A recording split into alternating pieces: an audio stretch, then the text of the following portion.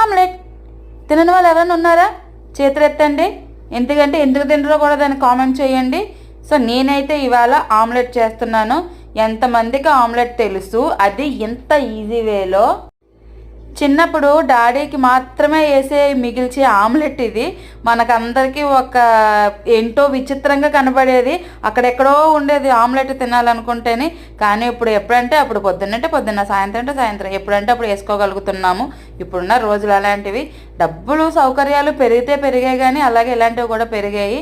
So ఒకటి చెప్తానండి, ఎంత ఏం జరిగినా సరే ఇంట్లో ఎంతమంది ఉంటే అంతమంది కలిసి కూర్చొని భోజనం చేయడం అలవాటు చేసుకోండి. డైలీ ఇప్పుడు మనకున్న పనుల్లో డైలీ వీలు పడదు, కానీ ఎప్పుడు వీలైతే అప్పుడు 4 రోజులకో, 2 రోజులకో, వారం రోజులకో, 10 రోజులకో, అలా కనీసం కొన్ని రోజులకైనా సరే కలిసి తినడం అలవాటు చేసుకోండి. ఈరోజు నేనైతే వేడి అన్నం, అలాగే గుడ్డు ఆమ్లెట్ అండ్ నెక్స్ట్ ఆవకాయ. ఎంతమందికి తెలుసు చెప్పండి? అదే ముక్కల పచ్చడి అంటారు కదా, ఆవకాయ పెద్ద ఆవకాయ కాదు, ముక్కల పచ్చడి. ఈ మూడాట్లకి తోడుగా చారండి, టమాటా చారు చేశాను నేను. అబ్బా